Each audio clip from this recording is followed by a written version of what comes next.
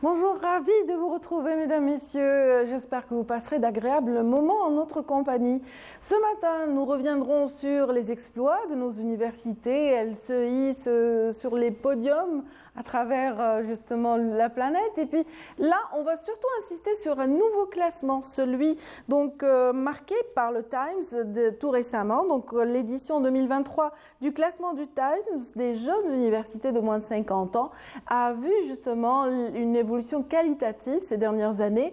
Aujourd'hui, on assiste à un très bon classement de 11 universités algériennes, dont une s'est démarquée à l'échelle maghrébine, s'est hissée au premier rang, donc en tête de classement pour le Maghreb et en seconde place pour le monde africain et le monde arabe. Alors nous aurons l'occasion justement d'en parler aujourd'hui grâce à la présence parmi nous d'un représentant du ministère de l'Enseignement supérieur et de la Recherche scientifique, également représentant de la Commission nationale pour la promotion de la visibilité et du classement de l'enseignement supérieur et de la recherche scientifique. Ce sont des prouesses et aussi des développements à encourager absolument par notre magazine et par tous. Alors aujourd'hui, nous aurons aussi le plaisir de recevoir la représentante ou plutôt la présidente de l'association Mawahib Shabab Mawahib wa Afaq, qui, elle, a pris part aux festivités de célébration du recouvrement de l'indépendance tout récemment. Donc nous continuons de célébrer ce jour de la gloire, de cette victoire justement. Ces liesses populaires vécues en 1962 ont été un petit peu restituées grâce à l'apport de toutes ces associations qui ont donné un côté traditionnel à ce côté solennel qui marque justement la célébration qui a été grandiose cette année. Nous reviendrons sur la participation de cette association, notamment par des défilés de femmes voilées en hayek et aussi de jeunes garçons habillés à la mode de cette époque en 1962. Nous y reviendrons avec aussi une belle programmation à venir de cette association. Dans notre émission, bien sûr, chaque dimanche, nous avons coutume de recevoir nos amis et acolytes de cette émission. Donc, il y aura Aïda Meshri dans la rubrique psychologie qui va parler un petit peu de la crise d'adolescence ce matin. Pour sa part, Mariam Moussaïd mettra en valeur les vertus des plantes comme d'accoutumée. Et puis Yazid Eit Mahiddin nous livrera tous les coups de cœur de cette semaine sur un plan culturel, scientifique et autres. Alors merci pour votre attention, passez d'excellents moments avec nous et tout de suite je vous laisse apprécier un point météo. Il est signé Amal Aribi ce matin. C'est parti.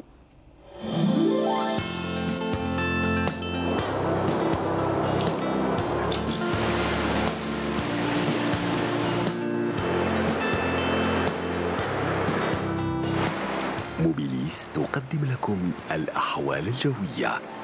موبيليس، معا نصنع المستقبل.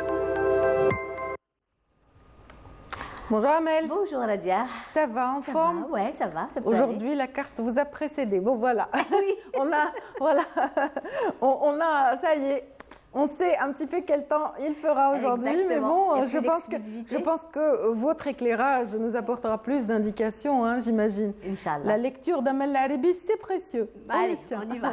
Alors, allez-y, s'il vous plaît, merci. Merci Radia. Bonjour à tous et bon réveil. Eh bien, toujours un taux d'humidité assez élevé sur les régions côtières et proches côtières qui peuvent avoisiner les 80% durant l'après-midi, sous un ciel dégagé à partiellement voilé après dissipation de la brume matinale durant cette matinée sur le côte ouest et centre, toujours sur le haut plateau ouest, ouest et centre et est, des passages nuageux avec des foyers orageux qui peuvent donner quelques pluies par endroits. La moitié sud souvent voilée, l'extrême sud, le Gard, le Tassili avec des cellules orageuses partiellement voilées, le sud-ouest, le Nord-Sahara et le Sahara central. Ailleurs, le soleil sera bel et bien présent sur les oasis et le Sahara oriental. Et à noter des gemements de sable un peu partout vers les régions sahariennes. Les températures resteront caniculaires au nord comme au sud. On va commencer par le nord.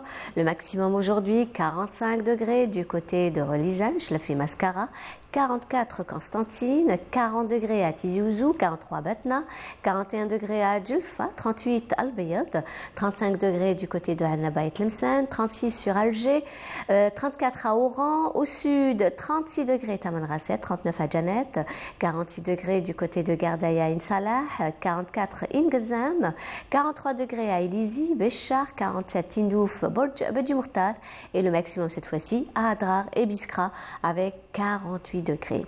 La mer aujourd'hui se montrera peu agitée sur les côtes ouest, centre et est avec des vents faibles, 20 à 30 km/h sur les côtes ouest et centre. Les vents seront de secteur est à nord-est et 20 à 40 km/h sur les côtes est et les vents seront de secteur ouest à nord-ouest. On va faire un petit tour cette fois-ci vers l'Amérique du Nord. Le temps restera plutôt dégagé à Vancouver, partiellement voilé en Californie, Miami.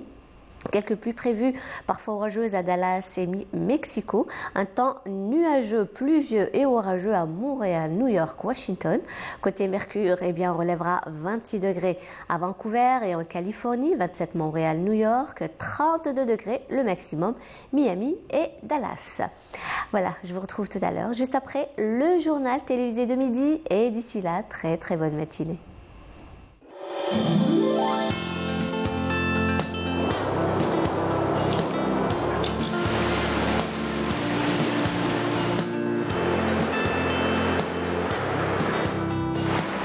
موبيليس تقدم لكم الأحوال الجوية. موبيليس، معا نصنع المستقبل. Merci beaucoup Amel. Passez une excellente journée mon ami. Excellente journée Nadia. Voilà, après la voix douce d'Amel, on va passer à une autre voix tout aussi douce, une voix cristalline, celle d'Amel Lamara. C'est la première chanson qu'on vous offre ce matin. Merci d'être avec nous.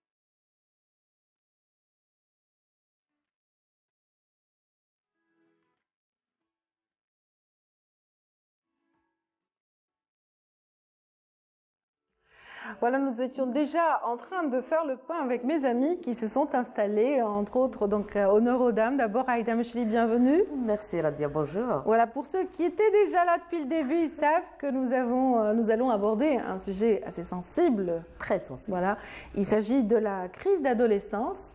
Et avant cela, on va d'abord souhaiter la bienvenue à Fatah Abada, ici présent, qui représente l'équipe de la sportive, qui couvre de fort belle manière cet événement, donc qui a marqué cette semaine. Il s'agit des Jeux Pan-Europe. Bonjour Radia, bonjour madame, bonjour. Et puis très heureux d'être avec vous aujourd'hui au Bonjour d'Alger. Également pour nous, donc Fatah, l'équipe continue de suivre les différentes disciplines dans lesquelles nos athlètes brillent fort bien. Tout à fait. Alors en plus de faire des plateaux tous les jours, des plateaux de transition pour suivre toutes les disciplines, on alimente les JT, donc toute l'équipe est mobilisée, toute l'équipe de la sportive est mobilisée pour ça. Et justement, en allant sur ça, comme vous avez dit au départ, l'Algérie caracole en tête. L'Algérie caracole en tête sur le plan médailles. Nous sommes à 87 médailles. Et tenez-vous bien, l'Algérie est à 38 médailles en or, à plus de 24 médailles du second, qui est le Bahreïn. Donc nous sommes à 87 médailles, 38 en or, 22 en argent et 27 en bronze. Suivi du Bahreïn qui a 14 médailles en or, 8 en argent et 7 en bronze. Et tout ça, majoritairement notamment hier, grâce à la natation. Très bien. La natation. C'est-à-dire que c'est un élément de surprise, vous voulez dire, Fatah? Non, pas un élément de surprise. On a quand même des éléments assez bons. Alors, je vais vous dire, si on doit synthétiser tout ça, ce qui nous fait honneur, tous les sports nous font honneur, mais surtout ces derniers temps, la natation, l'athlétisme et le judo. Alors, la natation, hier, elle a raflé 9 médailles, dont 4 en or. Très bien. On pourra les citer à la dia si vous voulez. Jawad Sayoud, notre champion. Très bien. Nous avons certainement des images qui vont suivre par rapport à la natation. Tout à fait, de la natation. Donc, Jawad Sayoud, qui a raflé la médaille d'or du 50 mètres papillon. Ce qui est aussi intéressant, honneur aux dames, comme vous l'avez dit tout à l'heure. Alors, Amel Mellih, qui a battu 3 records hier. C'est-à-dire qu'elle a amélioré son propre record 3 fois uniquement lors de la journée d'hier. En 50 mètres d'eau, elle a établi un nouveau record qui est de 29-28. Rania Nefsi pour le 200 mètres 4 nages et le 200 mètres nage libre homme. Donc 4 médailles en or. En argent, nous avons Monsf Balaman dans le 200 mètres brasse et Ben Chadli Jihan dans le 200 mètres 4 nages. Et en bronze, nous avons Majda Shibarala et Chouchar Ramzi et Bouzouia Youssef. Donc en tout et pour tout, 9 médailles hier, c'est la natation qui était à très belle moisson pour nos nageurs et nos nageuses, excellent. Alors ce qu'il faudrait savoir, Radia, c'est que nos nageurs actuellement s'entraînent et exercent à l'étranger. Donc avec des clubs professionnels, ils se hissent au niveau mondial. Et grâce à ces nageurs-là, dans Jawad Sayoud, qui est champion d'Afrique, qui est dans le top 10 mondial, on s'est hissé au niveau mondial de la natation et c'est un véritable Il faut dire plaisir. que ça devient aussi une motivation pour ces semblables. Tout à fait. Et déjà, les écoles de natation, maintenant, ça pousse comme des champignons. Excellent. Et c'est très bien. C'est très bien. Les enfants commencent à un âge très jeune, parce que vous allez discuter tout à l'heure de l'adolescence. Voilà. Et ça éduque. Peut-être que madame vous expliquera tout ça. Être dans un club sportif, dans un club formateur et tout, ça aide beaucoup. Le développement d'un jeune, effectivement. Tout à fait. Un mot sur le football Radia, l'Algérie qui s'est qualifiée. Alors ça, c'est peut-être anecdotique. C'est une équipe qui a été créée 15 jours avant les Jeux. Le coach Rachid Aït Mohamed qui a essayé de ramener les meilleurs. Ils ont un petit peu pataugé lors du premier match face à Oman où ils ont fait match nul. Ensuite, ils se sont très bien ressaisis face au Soudan où ils ont fait un match de très très haute facture. Vous savez que l'homogénéité et l'harmonie dans l'équipe, c'est difficile à avoir. Des joueurs qui sont ensemble pendant des années, ils arrivent difficilement à l'avoir. Lui, il a eu dès le deuxième match. Et hier, ils ont confirmé aussi face au Liban où l'équipe algérienne a battu le Liban 2-0. D'ailleurs, on a eu le plaisir de suivre sur Canal Algérie avec notre ami Smaïn Belkaïdi à ce match. Il faut dire que c'est l'effet du 5 juillet aussi. C'est l'effet du 5 juillet, exactement. Vous avez tout dit. Allez, il y a cette rage de vaincre, d'essayer de quand même l'emblème et de. Tout à fait. D'ailleurs, Ça s'est un petit peu senti lors de la cérémonie, la grandiose cérémonie au stade de Saint-Juillet. Ça a été une triple fête de l'indépendance, de la jeunesse et aussi la cérémonie d'ouverture des Jeux arabes. Et donc, ça, c'était un mot sur le football arabien. Pour finir, c'est pas la fin parce qu'il y a d'autres disciplines, mais je dirais un mot sur la boxe. Un mot sur la boxe. Nous avions 4 pugilistes, 5 en tout, avec Romaïssa Boualem, donc 4 hommes, 4 messieurs et une dame. Et au final, nous n'avons que 3 qui sont qualifiés pour les prochains tours. Romaïssa Boualem, dans les moins de 50 kilos, qui est qualifié pour la finale. Et pour les demi-finales, nous avons Yaïch Yousf Islam en moins de 71 kilos et Ait El Baqa Jugurta en moins de 63,500. Donc, c'est dire que la moisson, la récolte en médailles.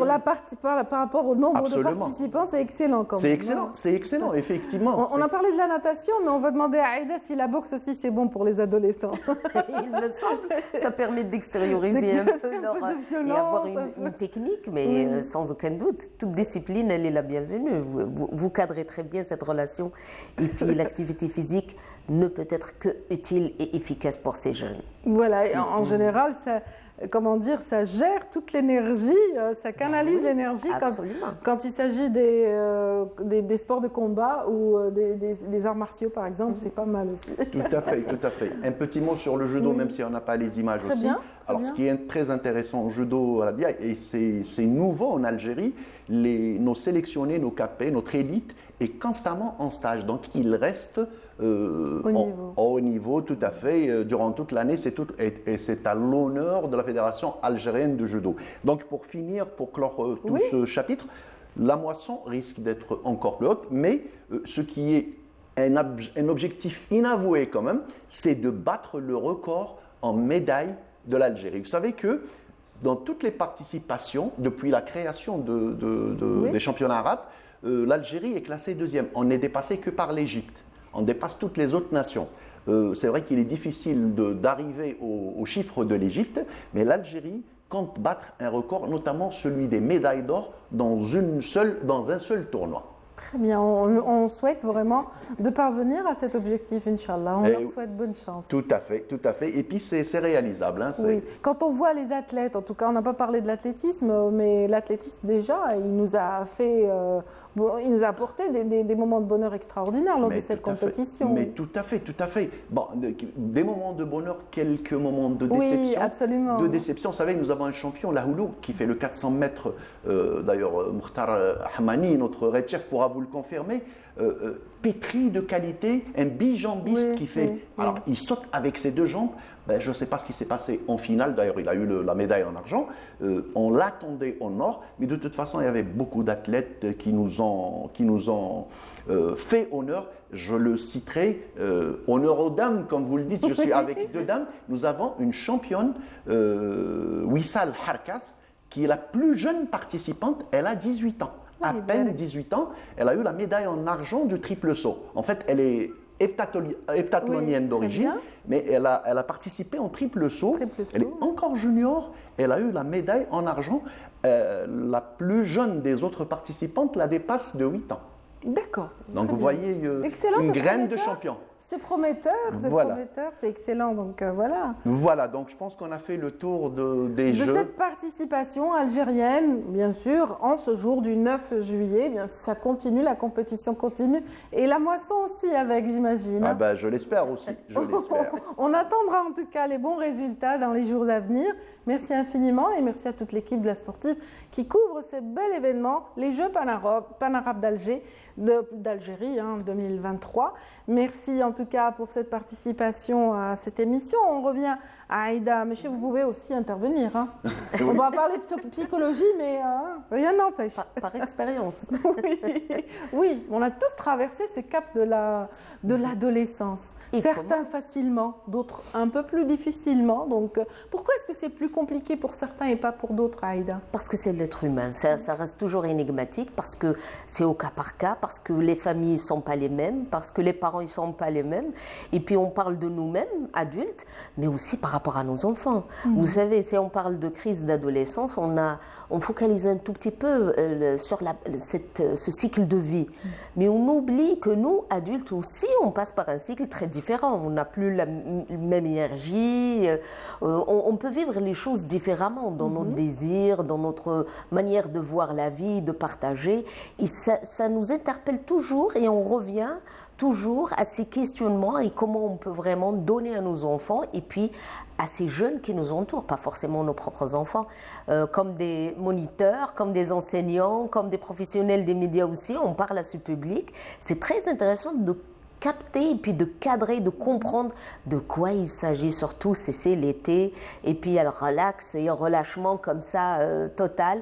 C'est intéressant de revenir sur cette question pour mieux voir comment approcher et accompagner ces jeunes. Oui, malgré les phases de détente que peut offrir une période de vacances, il y a souvent des clashs au sein des familles, clashs entre parents et adolescents. Je crois que c'est la partie la plus sensible, c'est là où ça secoue un tout petit peu les familles. Surtout qu'on parle de préadolescence aujourd'hui. On n'attend pas. Avant, on parlait de 12 ans, 13 ans, 14 ans, peut-être pour qu'on puisse parler de cette tranche d'âge chez les jeunes. Mais aujourd'hui, il me semble que c'est un peu plus jeune, c'est un peu plus tôt. Ils ont cette force de revendiquer un peu le droit de sortie, les écrans, une nourriture très différente, des habits très différents. Ils sont là à nous secouer réellement. L'adolescent, c'est celui qui peut comprendre qu'il a grandi et puis on fait tout pour leur offrir le meilleur cadre possible pour leur éducation. Et puis, ils ont compris qu'ils sont tellement privilégiés qu'ils s'affirment un tout petit peu. Et cette manière de s'affirmer fait qu'ils vont commencer par transgresser ces règles. Ils vont tout faire pour nous prouver qu'ils sont capables de faire. Et puis on saute de l'enfance à cette ère qui est plutôt adulte. Ils essayent de nous prouver qu'ils peuvent faire, qu'on peut compter sur eux, qu'ils peuvent être responsables d'eux-mêmes. Et c'est pour ça qu'ils nous invitent toujours à faire très attention à ce qu'on dit, à faire très attention comment on peut les protéger, parce qu'ils ont peut-être la force, mais ils n'ont pas le cadre et puis la perception réelle de tout ce qui peut être dangereux. Et aujourd'hui, à travers toutes les situations de danger, à travers toutes les situations de détresse qu'on peut voir de près, c'est très important et puis des signalements aujourd'hui par rapport à notre expérience aussi. On peut, souligner qu'un enfant, il a besoin d'être protégé, il a besoin de parents qui peuvent le cadrer à travers, ne serait-ce que ses limites, à travers notre manière de cadrer et puis de lui expliquer qu'il n'a pas le droit de tout faire. Que la vie est beaucoup plus dure et puis c'est différent. Ce n'est pas la vie rose comme on a l'habitude de leur offrir et puis de leur donner. Mais qui va jouer ce rôle, Aïda? Dans la cellule familiale, il y a donc cette fratrie, ses parents, maman, papa. Donc, qui doit intervenir quand c'est un garçon? Qui doit intervenir quand c'est une fille? Ou est-ce que c'est les deux parents qui sont impliqués dans cette gestion de la crise? Moi, je dirais les adultes. Parce que vous savez, parents, c'est l'idéal de l'idéal. Il y a des familles là où il y a les grands-parents, la famille un peu élargie, il y a la marâtre. On peut retrouver des familles recomposées. Ce qui est important aujourd'hui, qui peut faire ce rôle, qui doit faire ça, je crois que ce sont les adultes qui les entourent pour la simple raison que ce sont les premiers repères. Pas uniquement dans la parole, dans l'attitude et le comportement. Si moi j'exige, et c'est important pour moi l'ordre, et c'est important pour moi un cadre familial et l'échange familial, il faut que je m'incline, il faut que je contribue à ça. Si, par exemple, le respect, nous on exige un peu le respect de ces adultes, mais c'est important qu'on puisse les respecter dans leurs affaires, dans leur espace, dans leur endroit, dans leur chambre. C'est important qu'on puisse bien sûr, tout en respectant leur monde et puis leur vie privée, on exige un peu les règles qui peuvent bien sûr contribuer à un équilibre total. Si par exemple on exige le respect dans la parole, aujourd'hui à travers les mimiques, vous savez très bien que les ados jouent avec les mimiques, avec les petits gestes, ils ne sont pas d'accord, il faut toujours placer quelque chose là où c'est limite dans l'éducation, qu'on ne peut pas tolérer tout ce qui peut être disqualifiant ou quelque chose qui peut toucher. Je crois que c'est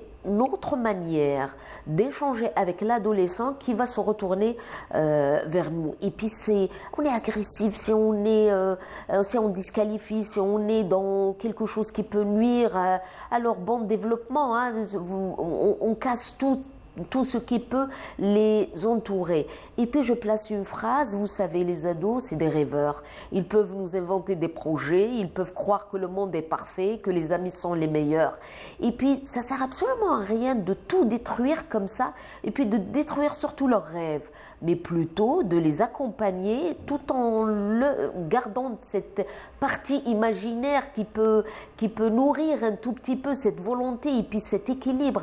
Les ados se cherchent et puis c'est à nous de les accompagner, même si on sait à travers nos propres expériences que c'est très dur, que ça peut marcher comme on peut vraiment être face à des aléas, à des obstacles. C'est vrai qu'il faut vraiment leur donner ce repère que les choses sont beaucoup plus dures dans la vie réelle, mais c'est très important de les accompagner. De les laisser quand même rêver et croire en leurs Absolument. rêves, effectivement. Ça peut construire leur moi et ça peut construire un peu ce qu'ils ont comme bagage.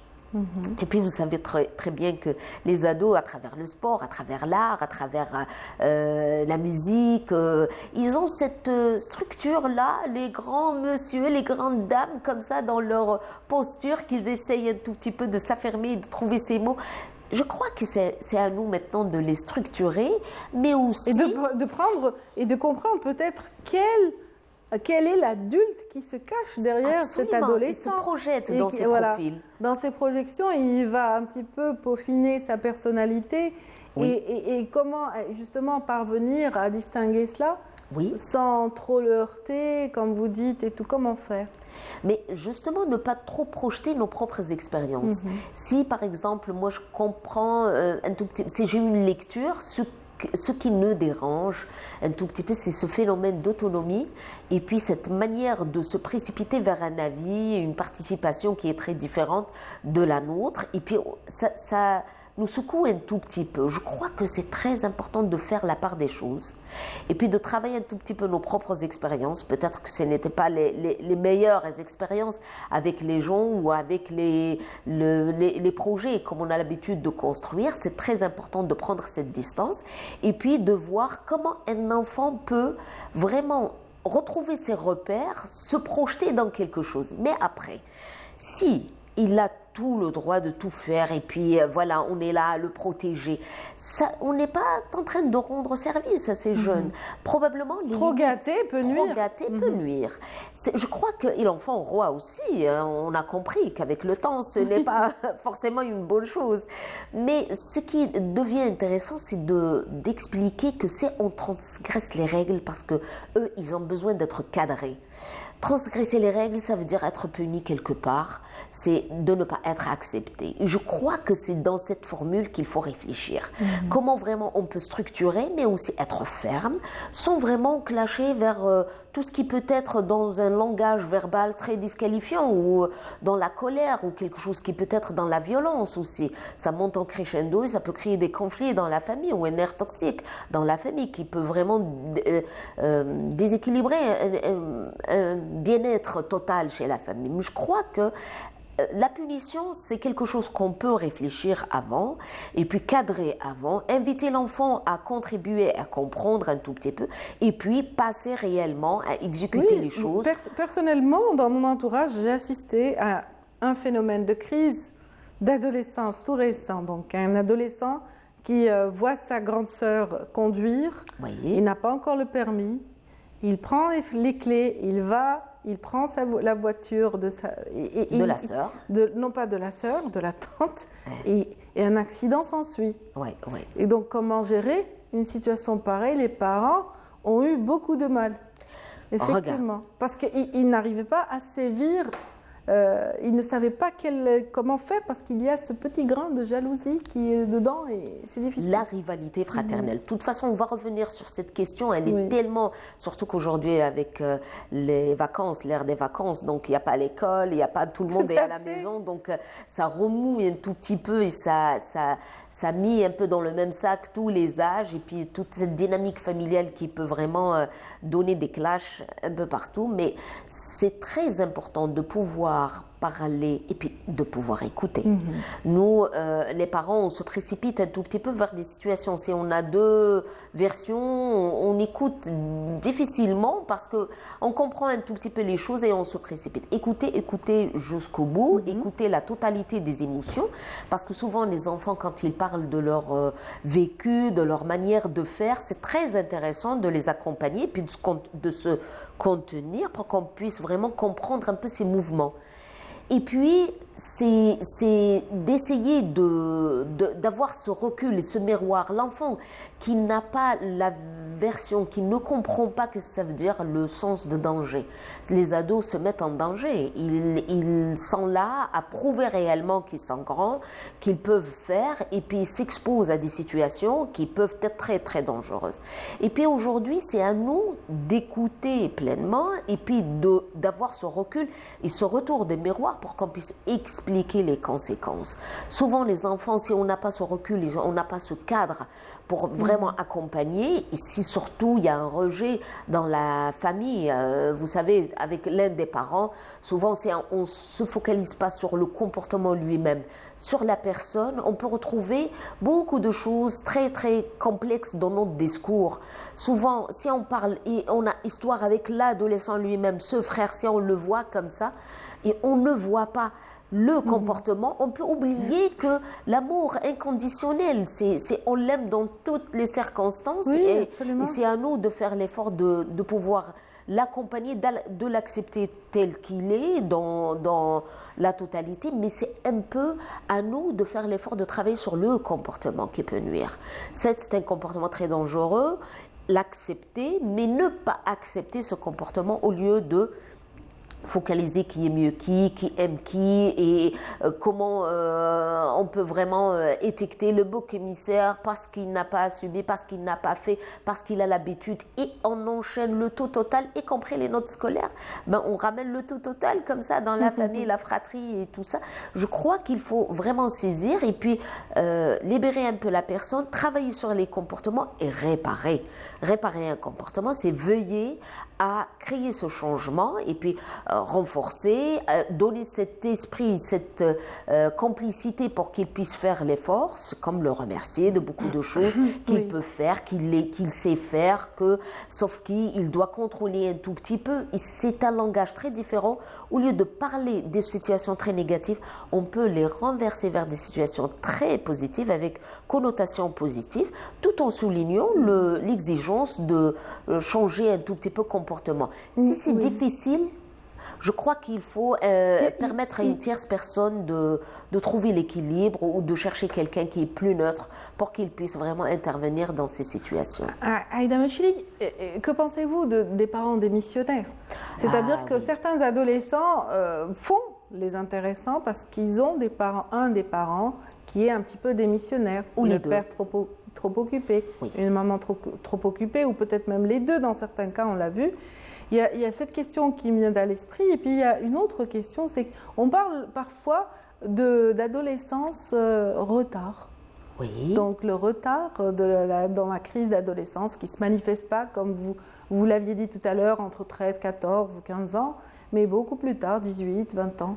Chez les personnes beaucoup plus timides, isolées, parce que nous, si on parle de ces enfants qui s'affirment, c'est bien, on a au moins une lecture de ce qui se passe à l'intérieur. Mais il y en a d'autres qui n'ont pas ce verbe, qui sont très distants, ils souffrent en silence.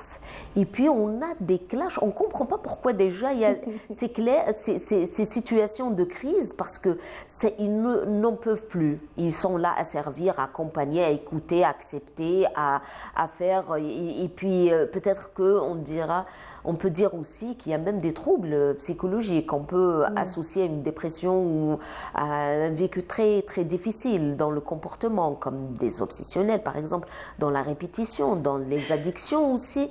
Il y a des enfants qui consomment en cachette, qui sont très addictifs à des produits, et nous, on ne fait pas très attention. Oui, vous l'expliquez très bien. Je crois que vous avez abordé deux questions. Deux questions différentes, effectivement. La première, on parlait un peu de ces adultes. Les adultes démissionnaires, et puis l'autre, c'est le retard. Certains vraiment présentent cette crise d'adolescence beaucoup plus tardivement. Le travail, le stress, le manque de moyens, un tout petit peu, la sensibilisation, il n'y a pas le mot, ce recul. Souvent, quand on a beaucoup de soucis, quand ça va mal, quand c'est lourd à porter, quand il y a un mal-être quelque part, on a plutôt tendance à lâcher prise. Et puis, c'est un fonctionnement probablement d'évitement, mais une manière d'éviter un peu la situation. Atteindre cette distance permet à beaucoup de parents de prendre le recul et puis de faire semblant. Ce qui devient pire, c'est qu'il y a des parents qui n'arrivent pas à faire ce mouvement chez eux.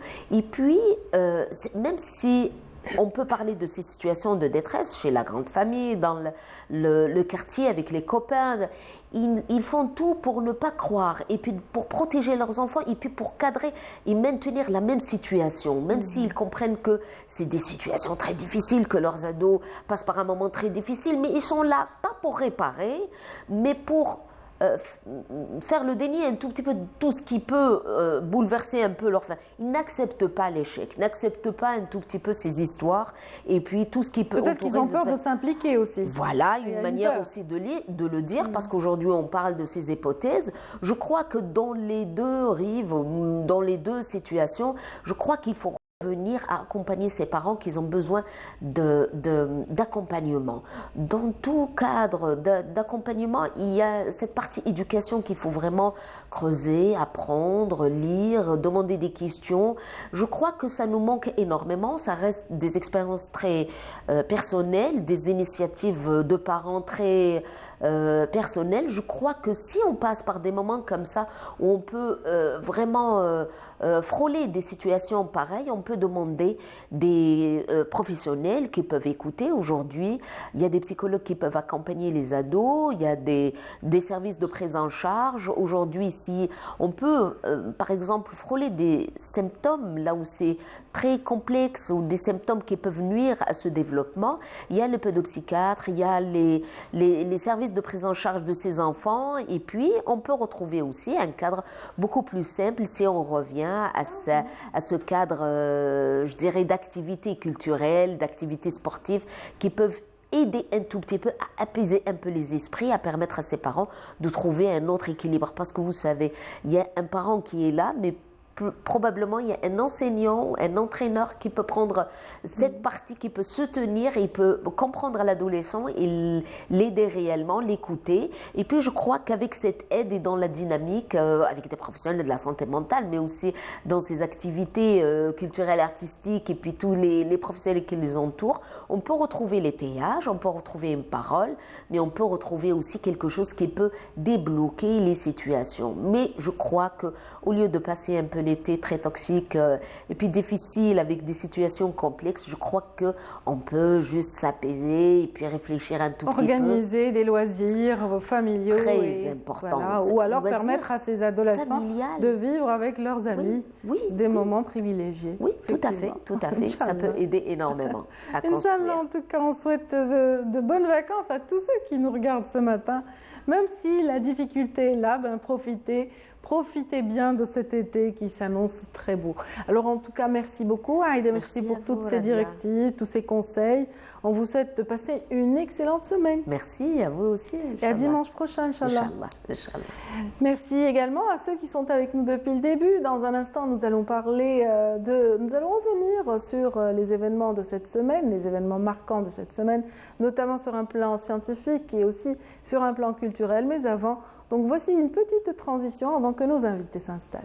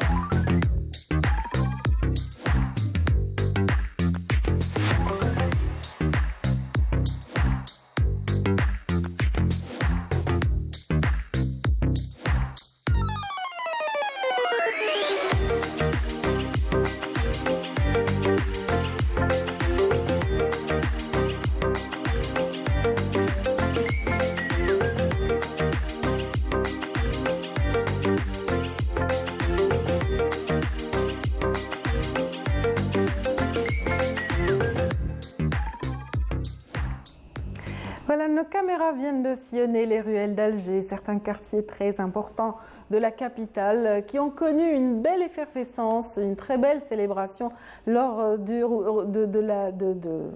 cérémonies marquant justement l'anniversaire du 61e anniversaire du recouvrement de notre indépendance et puis aussi la fête de la jeunesse. Donc tout le monde y a mis du cœur sous un même slogan, donc histoire glorieuse, une ère nouvelle. Et bien sûr, les associations ont pris part à cette belle liesse populaire marquant justement la fête de l'indépendance. Ce 5 juillet 2023 a été marqué en couleurs avec vraiment des célébrations différentes et multiples. Aujourd'hui, nous avons le plaisir de parler de la participation de l'association Mawahib, Shabab Mawahib wa Afaq, dont la présidence nous fait l'honneur ce matin d'être parmi nous. Il s'agit de Nassera Douagui, bienvenue. Merci, bonjour. Ravi de vous retrouver. Merci beaucoup, le plaisir est pour nous aussi. Voilà, en ce moment, vous dormez peu. Très peu, oui. Parce qu'il y a énormément à faire. Absolument. Oui. Il y a tout un engouement, on dira. Exactement. Et ben c'est déjà les vacances et en plus avec tout ce qui se passe comme événement de la jeunesse, justement de la fête de l'indépendance, des Jeux panarabes. Donc tout ça ça nous permet de mettre en valeur notre patrimoine, surtout. Voilà, c'est vrai qu'il y a dans cette célébration un côté solennel qui est pris justement en charge par les différentes institutions, par vraiment tout le cérémoniel justement officiel. Mais il y a aussi cette touche traditionnelle que vous avez permis justement, vous en tant qu'association, d'avoir. Donc ce sont aussi des immersions organisé avec beaucoup de sympathie dans les ruelles d'Alger. Tout à fait. C'est-à-dire que ce n'est pas uniquement le Haïk et le groupe Hammamet Zahir composé de femmes.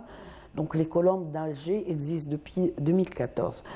Mais pas seulement culturelle parce qu'elle est nationale. Le Haïk, nous on met en valeur la participation de l'Haïk comme moyen de déplacement pendant la guerre C'est pour ça le 5 juillet, le 4 juillet, on était présents par la symbolique de ce Haïk.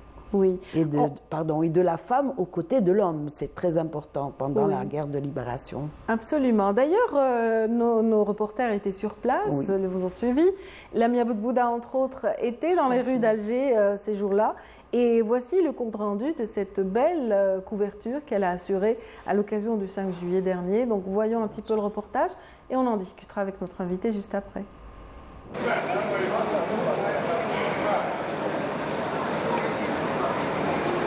Il est 19h30 au centre culturel El Arbi Ben Midi. Nous sommes accueillis par des jeunes hommes en bleu de Chine. À l'intérieur, un taxi va ajuster les haïks et voilettes. Ce sont Hammamet Zahir ou les colombes d'Alger. Elle participe à une parade pour la fête de l'indépendance. Madame Douagui Nassera peaufine les derniers détails. C'est l'APC d'Alger, centre, qui organise et nous allons participer, comme d'habitude, avec Hammamet Zahir, le groupe qui fait partie de l'association Shabab Mawahib wa Afaq, parce qu'il y a une symbolique. Donc, non seulement pour la pureté du voile blanc, mais aussi il a participé à la guerre de libération. Donc, Alger, c'est tout à fait normal que chaque événement national, Hammamet Zahir sont présentes.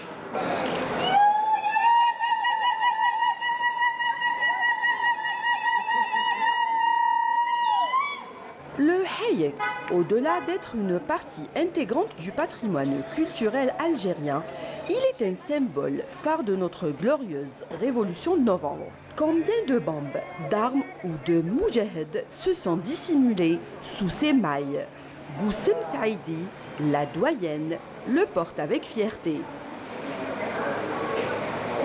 C'est une symbolique pour moi, c'est le haïk de mes aïeux, c'est le haïk de ma mère. D'ailleurs, le haïk en lui-même, c'est le haïk de ma mère. De toute façon, je l'ai récupéré.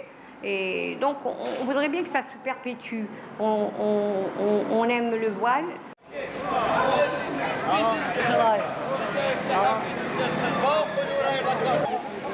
Hammamet Dzaïr ont traversé la rue Ben Mihidi, la place de l'émir Abdelkader. Photographiés et applaudis, les passants étaient ébahis par ce beau spectacle.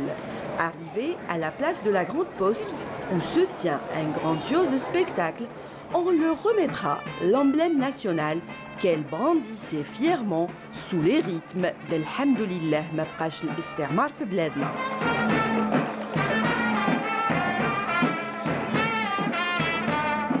Samia Harket, émigrée, a tenu à fêter le 5 juillet à Alger. C'est symbolique et historique parce que ça représente la femme algéroise et algérienne qui portait les couffins avec le FLN. C'est aussi beaucoup de nostalgie par rapport à ma grand-mère qui est décédée et qui le portait.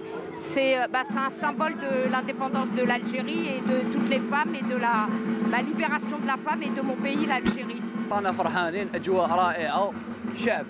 هو ما جاش الشعب كامل مي نص الشعب كاع راهو هنايا راهو فرحان بالحفله اللي رانا دايرينها اليوم وتحيه الجزائر الى الابد وباينه تما هذه ايفيدامون الجيري تبقى في القلب وصحه عيدكم باسكو هذا يعتبر بعيد لين. Le haïk, il a été toujours l'histoire de l'Algérie et l'histoire de la femme noble qui a toujours suivi nos traditions et qu'encore.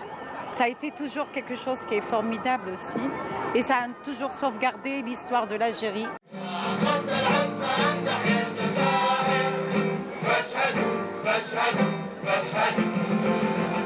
La soirée s'annonce grandiose. Familles, jeunes et enfants ont assisté à un spectacle où chants patriotiques, magie, chabi, chawi et andalousie ont rythmé cette nuit ô combien belle.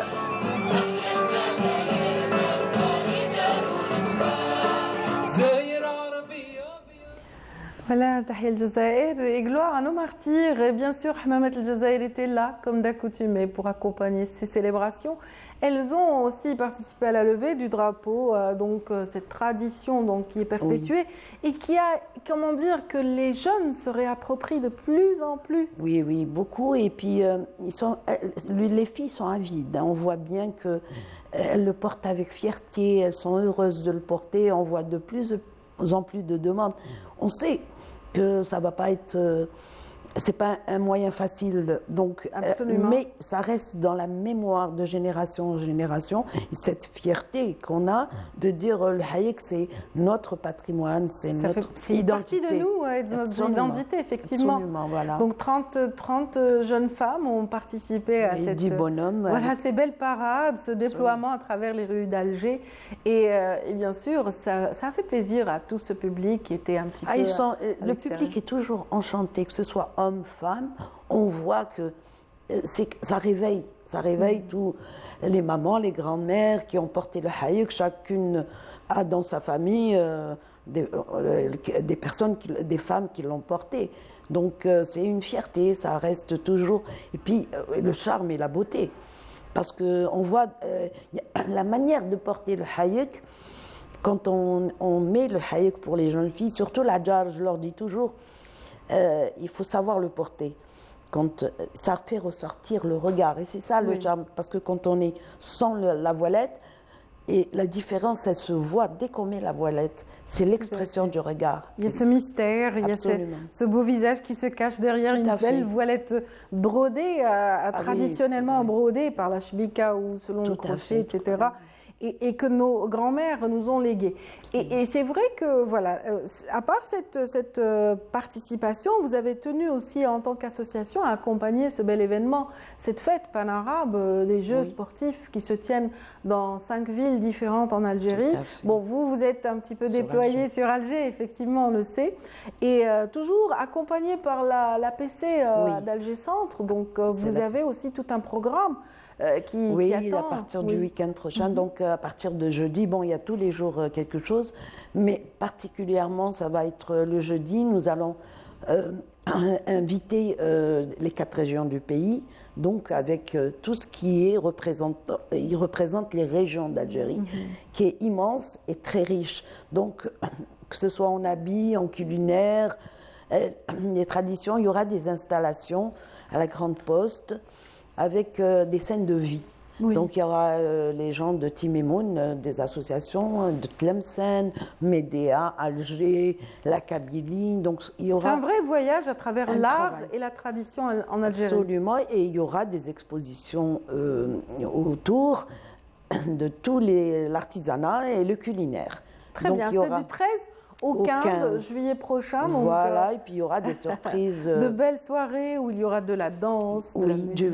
Il y aura donc le guinaoui, le zarna, le tababla, tout ce qui est algérien, et chaque région va s'exprimer à travers les petits jeunes qui vont participer avec la musique traditionnelle. C'est un petit peu pour cela que vous avez intitulé cet événement Algerian Indoors. Absolument, parce que c'est de l'intérieur et tout ça va être exposé en plein centre d'Alger, et ce sera une visite. C'est-à-dire que chacun vivra, les filles seront habillées avec les régions, c'est quelque chose, on prépare, j'espère que ça sera quelque chose de beau, en fait, on y met le cœur. Oui.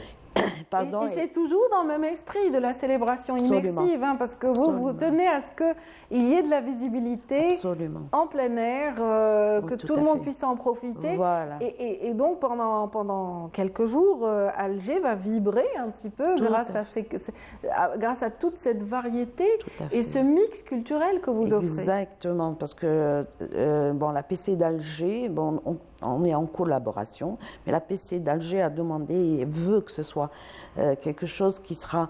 Parce qu'il y a des visites, il y a des gens qui viennent de l'intérieur, et ils verront tous les côtés. C'est pas permis à tout le monde de voyager, même à travers les pays. Le pays est grand. Continent. Voilà. Oui. Donc, on essayera de mettre tout ça à la disponibilité du passant, du public, et voilà, ça sera... Voilà, bien sûr, avec aussi cette belle exposition d'artisanat qui permettra de montrer la dextérité, le savoir-faire algérien dans toute sa dimension. Absolument. Donc ce sera aussi entre le 13 et le 15. Le 13 et le 15, l'ouverture sera c'est de 16h à 22h.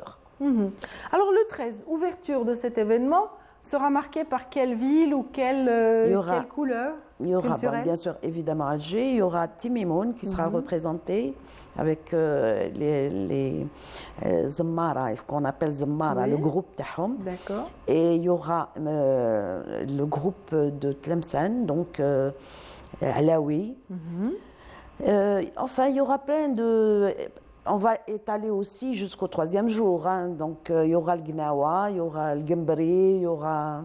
Oui. Voilà, le capital, tout ce qu'on peut mettre sur Alger, on le mettra par la représentation de chaque région, chaque ville, si on peut. Excellent. Voilà. Donc voilà, on rappelle que vous êtes la présidente justement de tout un mouvement culturel, une association qui est porteuse de toutes ces valeurs héritées des anciens. Voilà, cette manière de perpétuer la tradition, de la protéger, de la couver jalousement. C'est dans l'activité même de l'association. Oui. Shabab, Mawahib, Afaq, vous mettez en relief la jeunesse. Ses compétences et ses qualifications sur le plan culturel. Il y a un gros potentiel. Les jeunes ils ont le potentiel, donc on les aide dans leur... bon, là, ça va être dans le traditionnel, mais ils sont partout. Ils ont une capacité ils donnent. Il faut juste les entourer. Absolument, absolument. En tout cas, c'est ce que vous faites au quotidien. Oui. Et on a été ravis, en tout cas, de rappeler cela dans l'émission aujourd'hui, Madame Nassera Douagui.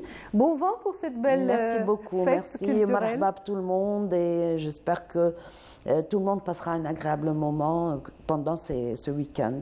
Oui. En tout cas, les fresques culturelles, les fresques célébrant le 5 juillet ont été diverses, multiples, notamment celle qui a été vécue au 5 juillet, c'est-à-dire dans ce stade hautement symbolique, qui porte d'ailleurs l'appellation qui marque cet anniversaire de la fête de l'indépendance. Et bien sûr, les tableaux étaient multiples.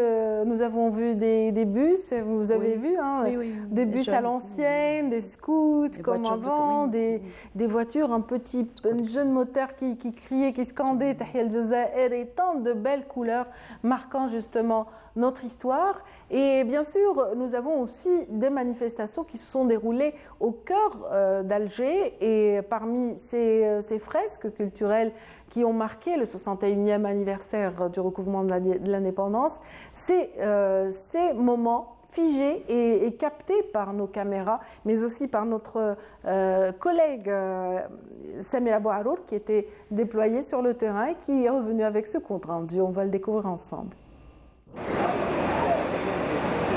Sous le slogan « L'indépendance vue par les jeunes », un concours qui a vu la participation de 61 jeunes représentant différents établissements pour jeunes et associations, ainsi que des étudiants des instituts des beaux-arts et des amateurs. Ce concours a eu lieu au niveau de la place de la Grande Poste à Alger. J'ai consacré sur mon travail ici, j'ai fait des fragments pour le 60e, c'est la terre de l'Algérie. Il a ramassé beaucoup de sang de martyrs. Je suis étudiante en médecine et artiste autodidacte, participante au concours d'art mural. Alors, comme vous voyez, j'ai fait une combinaison entre les deux sujets, la révolution et l'indépendance. Ce concours qui a vu la réalisation de 50 fresques murales sur divers sujets, dont la fête de l'indépendance et de la jeunesse et la révolution algérienne, ainsi que les pays arabes participant aux Jeux sportifs arabes en Algérie, était une aubaine pour montrer le talent de la jeunesse algérienne ainsi que son esprit créatif. Comme je suis un artiste qui aime bien le surréalisme, j'ai choisi cet organe qui est le cœur, le plus essentiel dans le corps humain. Le cœur qui a beaucoup de veines, qui montre les drapeaux des pays arabes. Et ça symbolise l'union arabe et algérienne. Je suis une étudiante et aussi je fais part d'un club scientifique culturel à l'université d'Alger 2. Et aussi, on a des groupes de théâtre et de musique et tout. Et moi, je suis chanteuse et actrice de théâtre. Et aujourd'hui, je suis ici bénévole. Je suis pour donner un peu, on peut dire, motivation pour les membres de notre club qui participent aussi dans cette compétition. Et ça nous fait vraiment plaisir qu'il y a il y a ce genre de compétition ici en Algérie, puisque ça nous fait vraiment plaisir aussi de participer plus en plus et pour améliorer notre culture et notre niveau en art. جيت باش نحتفل بعيد الاستقلال. واش اسكو عجبك الحال؟ احكينا مع من جيتي، واش يمثل بالنسبه لك عيد الاستقلال؟ عيد الاستقلال الحرية الجزائر. واش راكي حابه تمثلي للجزائر انت كيف كيفاش حبيتي تولي؟ أنا حابة نكبر ونبني الجزائر. Cet atelier à ciel ouvert s'est transformé en un lieu d'échange, de création et surtout de mémoire, afin que nul n'oublie ce jour sacré de l'indépendance et de la liberté. Voilà, merci à tous ceux qui nous ont permis de recouvrir notre dignité et notre liberté. Gloire à nos martyrs.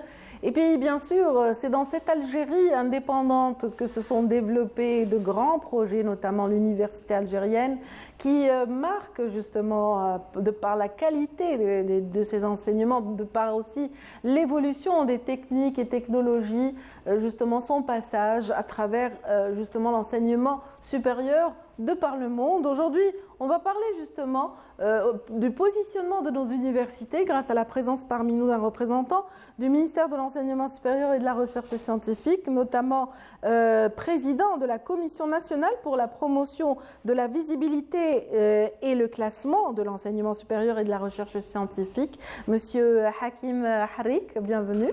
Merci, bonjour. Merci de nous permettre ce matin de parler justement de notre université et de ses réalisations, notamment à travers un concours qui est lancé à l'extérieur du pays, donc à l'étranger, Youth Universities Rankings, c'est bien cela? Oui, tout à fait. C'est un classement en fait des jeunes universités de moins de 50 ans. Tout à fait, tout à fait. Donc, dans le cadre justement de la promotion de la visibilité des établissements d'enseignement supérieur et de la recherche scientifique, donc tout d'abord, il a été mis en place par le ministère de l'Enseignement supérieur et de la recherche scientifique, une commission national pour la promotion de la visibilité et du classement des établissements d'enseignement supérieur et de la recherche scientifique, donc que ce soit les universités ou bien les centres de recherche. Donc, cette commission, donc parmi les missions de cette commission, justement, c'est la mise en place d'une stratégie pour la promotion de la visibilité et l'amélioration des classements des établissements d'enseignement supérieur, mais aussi c'est de mettre en place des mécanismes, justement, toujours afin d'améliorer cette visibilité ou de promouvoir cette visibilité et d'accompagner les établissements universitaires et de recherche pour améliorer cette visibilité toujours. C'est vrai que on est certain qu'il y a des efforts qui sont consentis, qui apportent des résultats. On voit l'évolution de notre université intramuros, mais c'est vrai que sans cette confrontation, sans ce positionnement par rapport à ce qui se fait ailleurs, on ne connaît pas vraiment la véritable qualité. Justement, c'est pour mesurer les performances de nos universités par rapport à ce qui existe à l'international. Donc c'est pour cela qu'on participe toujours. Notre but, c'est de participer, c'est de figurer dans ces différents classements qui existent à l'international, donc comme à l'exemple des différents classements, des classements qui se basent justement sur les sites web, la visibilité des établissements, des classements qui se basent sur l'enseignement, des classements qui se basent sur la recherche scientifique. Donc en général, on a recensé environ 17 classements pour les universités, 5 classements pour les chercheurs et 4 classements pour les centres universitaires. Donc notre but, c'est de figurer dans ces différents classements, mais aussi c'est d'améliorer ce classement. Donc 2 objectifs, figurer dans ces classements et comment on améliore le classement de nos universités. Voilà. Et justement, et c'est pour cela qu'il y a... Pour étayer justement vos paroles, en 2018, une seule université algérienne a pris part justement à ce classement dont on parle, celui des jeunes universités, donc une participation. En 2022, on passe à 9 universités qui sont classées parmi les meilleures.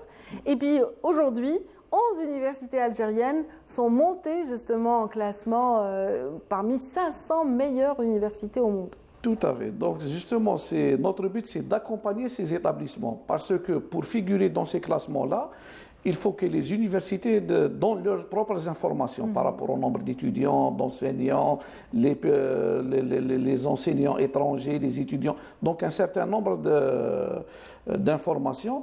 Auparavant, il n'y avait pas cette culture justement au sein de nos établissements.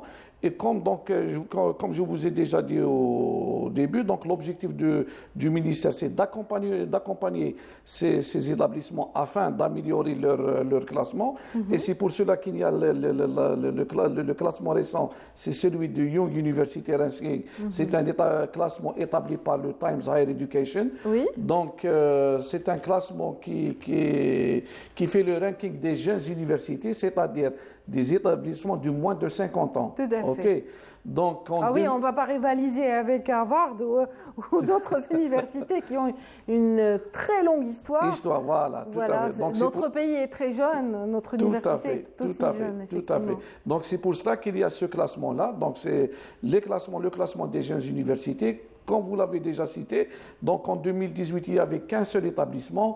2022, donc c'est 9. 2023, 11 établissements. Ce qui positionne justement l'Algérie au podium au niveau des pays du Maghreb, deuxième au niveau africain et troisième au niveau des pays arabes. Donc on a un certain nombre d'établissements qui sont visibles, dans ce classement, mais toujours actuellement notre but c'est d'améliorer le classement de ces... On va dire quand même bravo à l'université de Sétif. Bien sûr. L'université de Sétif qui nous a vraiment honorés lors de ce classement et qui s'est hissée en première place. Oui, donc l'université de Sétif est classée justement à la 98e place au niveau mondial. Sur 500, il faut dire. Donc c'est la deuxième au niveau africain, la première au niveau maghrébin.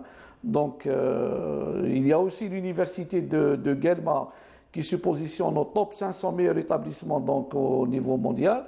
Toujours le but c'est d'avoir plus d'universités algériennes universités algériennes qui sont parmi les... Qui prouvent leurs compétences et leur aptitude justement par rapport aux autres. C'est-à-dire que, parlons justement de ce concours qui exige quand même la publication, par exemple, de pas moins de 1000 articles entre 2017 et 2021. Donc, ça veut dire qu'il faut avoir des post-graduations dans ces universités, il faut avoir des doctorants, il faut avoir toutes ces belles publications. Et puis, voilà, la qualité de l'enseignement doit être aux normes, la recherche scientifique présente, l'ouverture à l'international, tout ça, ce sont des critères remplis par notre université aujourd'hui. Tout à fait, parce que pour être justement, comme vous l'avez bien dit, donc pour figurer justement, pour être candidat dans ce classement, oui. Donc il faut que l'établissement universitaire donc doit y avoir les 1000 publications dans les 5 dernières années, avec au minimum de 150 publications pour chaque année, par an, voilà. Donc, ce classement, justement, il y a ce qu'on appelle le classement, le Times Higher Education, qui est la publication de ce classement va apparaître justement le mois de septembre. Donc, c'est un classement c'est un classement de l'ensemble des universités à l'échelle mondiale. Et il y a ce qu'on appelle les Young. Donc, c'est le même classement que celui du mois de septembre, mais juste pour les universités de moins de 50 ans. Ça veut dire qu'on applique les mêmes critères. Donc, quels sont ces critères-là? Donc, il y a environ 12 indicateurs, ou les 12 indicateurs par rapport au nombre d'étudiants, le nombre de publications dans les 5 dernières années, l'impact à travers le nombre... l'impact sur l'industrie, l'économie, tout ça est pris en compte. Donc, ces 12 critères sont répartis sur 5 axes. Donc, l'axe qualité de l'enseignement, qualité de la recherche, l'impact en termes de nombre de citations, l'ouverture à l'international. Donc, est-ce que l'université elle est ouverte à l'échelle internationale, et ce à travers le nombre d'enseignants étrangers qui enseignent au sein d'un établissement universitaire, ou bien en termes de nombre des étudiants étrangers c'est des étudiants au sein des universités, et aussi par rapport à l'industrie. Donc, les 12 critères sont répartis par rapport aux 5 axes. Et parmi les résultats, donc c'est une fierté justement pour notre université algérienne. Donc, on a l'université de Sétif, on a l'université Première place au Maghreb, deuxième en Afrique et troisième au monde arabe, c'est pas mal. Voilà, tout à fait. C'est un bon résultat. Et l'objectif, c'est de figurer dans les différents classements. Donc, on a le Young, il y a le THE, il y a le Shanghai, il y a le QS. Donc, c'est comment on va accompagner ces établissements pour parce qu'on a des résultats. L'université algérienne produit, donc on a des publications, on a des citations, donc on doit les valoriser. Oui. Donc et c'est un travail qui a été possible, enfin, dont le résultat a été visible et possible, on en parle aujourd'hui, mais j'imagine que les efforts consentis durent depuis pas mal de temps. Hein. La commission travaille depuis combien de temps sur ce dossier de classement? Donc le secteur de l'enseignement supérieur, donc on a travaillé ça depuis environ, disons, depuis 2018. Très bien. Donc on a à travers la Direction générale de la recherche scientifique et développement technologique. Donc et après, il a été institué 7 commissions, donc justement composées des représentants de différents établissements universitaires. L'idée, c'est d'insérer cette culture de classement au sein des établissements universitaires, parce qu'auparavant, c'était des initiatives de chaque établissement. C'est vrai. Actuellement, c'est de faire une politique nationale, donc une politique sectorielle par rapport à cette promotion de la visibilité, et c'est le partage de l'expérience des universités. Donc, on a l'université de Sétif, bien d'autres universités, Guelma, Tlemcen, on a beaucoup d'universités qui ont cette tradition, mais c'était des initiatives au sein de chaque local, au sein de chaque établissement universitaire, mais actuellement, on veut bien que l'ensemble des établissements aient cette culture-là. Culture de visibilité et culture d'être classé dans les différents classements, que ce soit au niveau régional ou bien au niveau mondial. Voilà. On a mis en valeur, bien sûr, ceux qui étaient les mieux classés, c'est Sétif et Guelma, mais quelles sont les autres villes qui ont été touchées par ce classement? Donc, on a des différentes, comme l'université de Tlemcen, l'université d'Annaba, l'université de Msila, l'université de Bdjaïa. Donc on a d'autres établissements qui figurent justement dans ce classement-là. Le travail qu'on va toujours faire, c'est comme je vous ai dit, c'est puisqu'on a l'université de Sétif qui est à la 98e position, c'est-à-dire qu'on peut avoir d'autres établissements algériens qui vont améliorer leur classement. Yes, donc Sétif, voilà. Donc Sétif, c'est l'exemple. Pour nous, c'est l'exemple pour les autres universités. Et ça donnera le là pour toutes les autres universités qui vont comprendre qu'elles peuvent aussi se positionner par la qualité de l'enseignement et des efforts consentis. Effectivement, on leur souhaite en tout cas bonne chance au prochain classement. Inch'Allah. Voilà, donc j'imagine que l'année prochaine, vous allez réitérer l'expérience. Bien sûr, donc toujours, notre travail, c'est d'avoir actuellement des résultats. On va voir quels sont les points forts et les points faibles. Notre objectif, c'est d'améliorer, si on a des points faibles, comment on va mettre d'autres mécanismes pour justement améliorer le classement de nos établissements à travers les commissions locales qui existent au sein des établissements universitaires.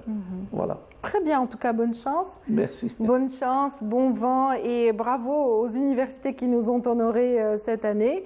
Et grâce aux efforts de la commission que vous présidez, c'est-à-dire la Commission nationale pour la promotion de la visibilité et de le classement de l'enseignement supérieur et de la recherche scientifique, on va certainement l'université va vraiment briller à l'international, tout comme elle brille localement. Donc on souhaite en tout cas bonne chance à tous ces gestionnaires, à tous ces étudiants et à toutes ces belles universités qui vont nous apporter vraiment une génération très bien armée pour la vie. Inch'Allah. Merci pour votre participation. Donc, en qualité de président de cette commission, Monsieur Hakim Harir et représentant du ministère de l'Enseignement supérieur et de la Recherche scientifique. On vous souhaite bon vent parce que vous avez du pain sur la planche. Hein. Vous y arrivez en tout cas. Les résultats le prouvent et bonne chance pour la suite. Et puis à tous ceux qui sont avec nous, merci pour les plus fidèles, merci aussi à ceux qui sont là depuis le début et ceux qui viennent de nous rejoindre. On va vous dire un peu ce qui reste dans cette émission. Nous allons parler de nature avec Mariam Moussaïd dans un instant. Nous allons aussi parler des coups de cœur de la semaine sur un plan culturel. Ah ben non, Mariam est absente ce matin, tout comme Jawdet Gessouma pour ceux qui attendent les bonnes feuilles. Un petit bobo, il va revenir la semaine prochaine avec beaucoup plus de pince. Prompt rétablissement à notre collègue. En tout cas, nous aurons droit au coup de cœur de notre ami Yazid Aïd Mahiedine sur un plan justement culturel, parfois scientifique. C'est dans un moment après ceci. Restez avec nous.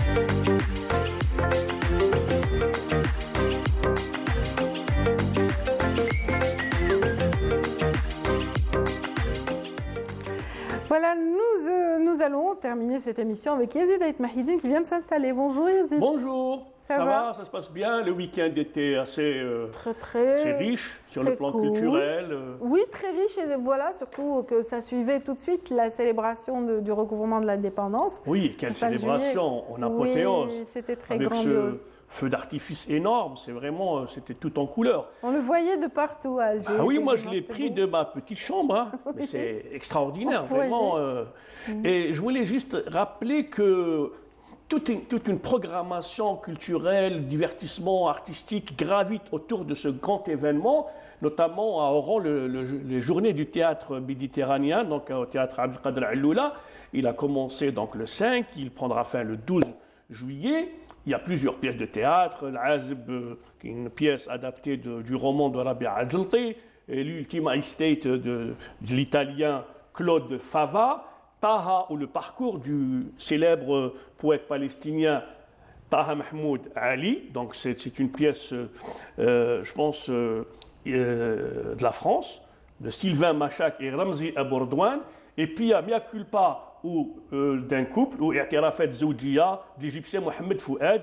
Et puis les Tunisiens avec Hadith Tarakoub du dramaturge Sabr Alami. Une très belle programmation. Et puis il y a un atelier international qui est animé par un célèbre dramaturge italien et puis un scénographe égyptien. Donc ça se termine le 12 juillet, il y a toute une programmation assez riche et puis toutes les familles oranaises, avant d'y aller prendre leur petite glace sur le front de mer, donc ils ont le choix d'y aller voir un bon programme théâtral. Voilà. À Alger aussi, Yazid, le TNA propose aussi tout un cycle justement lié à la guerre et à la révolution algérienne. Absolument, il y a la pièce Fadman Souber. Oui, il y a des pièces vraiment qui cadrent avec l'événement du 5 juillet et qui permettent aussi de faire un beau voyage à travers l'histoire et qui peuvent être aussi découvertes par le public et les familles algéroises. Eh bien oui, et puis Constantine qui renoue avec la tradition Malouf, le festival international du Malouf. Donc ça commence du 11 au 15 juillet. C'est vraiment un événement de... C'est le plus grand carrefour du Malouf, en tout cas. Absolument, donc avec toute une pléiade de grands artistes, Salim Fergani, Ahmed Awad Bdia, Toufiq Touati, Mohamed Sherif Zarour, Dib Ayashi, Riyad Khalfa, Kamel Bouda, et puis la nouvelle génération avec Abbas Riri, et puis à la franco-italienne Anissa Guizi. Donc voilà, rendez-vous pour la musique Malouf. Ils vont être enchantés par des Bashraf, par des... Voilà, avec toute une nouba, etc. Hein? J'adore le Malouf. Oui, avec Galou l'Arab Galou, avec toute cette... non, franchement. Voilà, Fraq Ghazali, avec toutes ces... Et puis, je voulais également parler d'une information du premier qui a initié Ammar Zahi à la musique. D'accord. C'est Boualam Bellemou, Allah yarhamou, il vient de décéder donc, à Montpellier, et c'est lui, en fait, qui est voisin d'Ammar Zahi. Et Ammar Zahi, quand il commençait donc à fredonner quelques notes, c'était chez la famille Bellemou. D'accord. Moi, j'ai rendu visite à cette famille et j'ai vu que c'était une famille de mélomanes, donc on trouve de tout.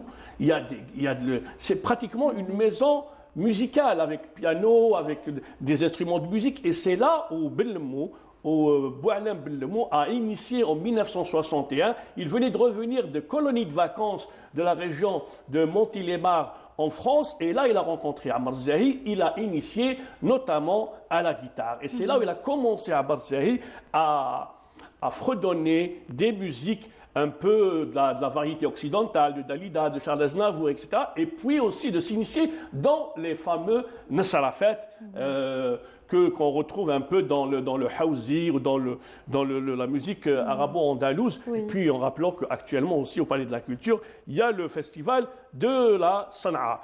Il faut dire que Cheikh Ammar Zahi s'est démarqué parmi les grands noms de la chanson chabi avec un style, avec une manière de poser la voix et de poser la parole qui lui sont propres. Et on va d'ailleurs le voir en image. Je pense qu'on a un extrait d'une chanson d'Ammar Zahi avant de poursuivre. Je voulais juste, avant de poursuivre, de rappeler que l'association des amis de la rampe Louni Arsri ou ex-Envalé, c'était en fait qui ont annoncé, qui ont donné cette information, et dans un journal national, donc il y a eu cette information en rappelant tout le travail que ce jeune Boualem Bellemou qui est décédé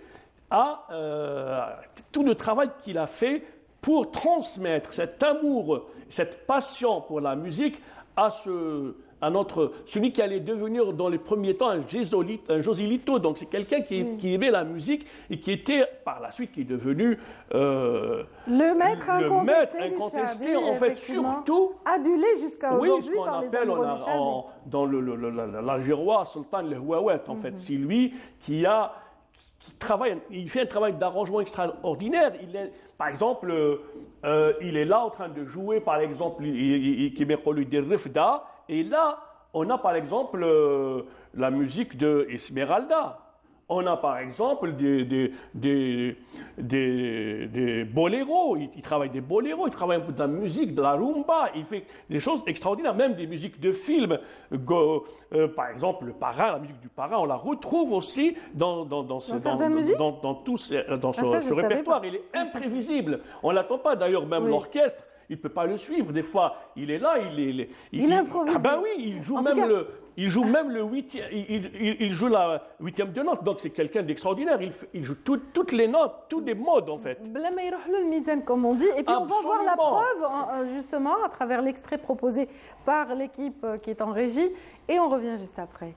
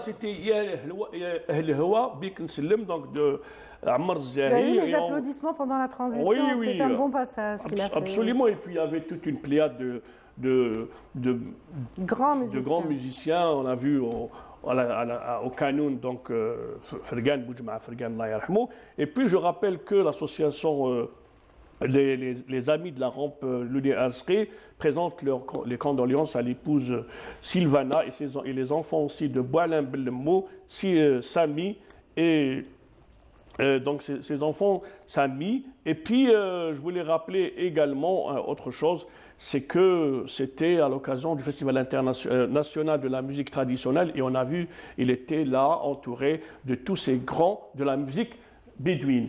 Et puis, je voulais terminer à l'occasion du 5 juillet avec ce poème de Anna Griki sur l'indépendance ou Hurriya.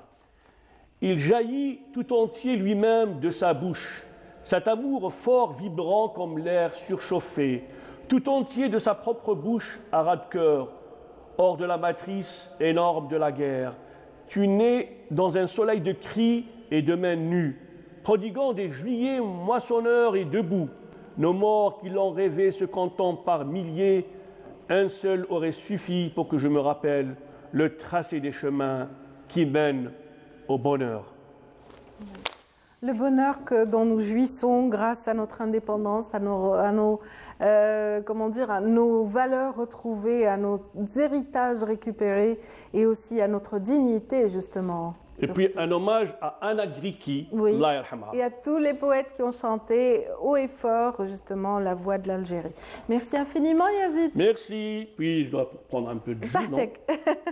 Le temps que vous sirotiez votre jus, moi, je prends le temps aussi de dire merci à tous ceux qui nous ont suivis ce matin et de leur souhaiter une bonne et belle et agréable journée. On se retrouvera dès demain pour le meilleur de l'actualité en matinée dans votre magazine Bonjour d'Algérie, qui prend fin tout de suite à l'instant. Le générique va suivre dans un instant. Le temps pour moi de vous embrasser et de vous dire à très vite. Au revoir et bonne journée.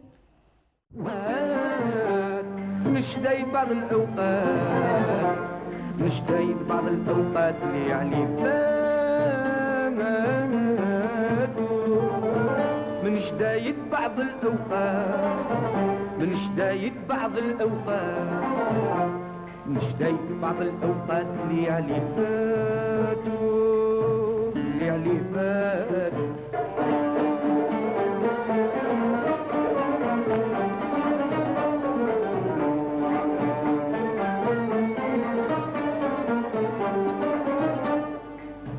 وين غاب العهد يا الجافين لمتو علاه لمتو من هجركم راهو جسمي يزيل الملافات من هجركم راهو جسمي يزيل الكتاب ما كفاش ملامي وحتى انتو ملمتو علاه لمتو بالصبع نتوراو عني القول بزافات بالصبع نتوراو عني القول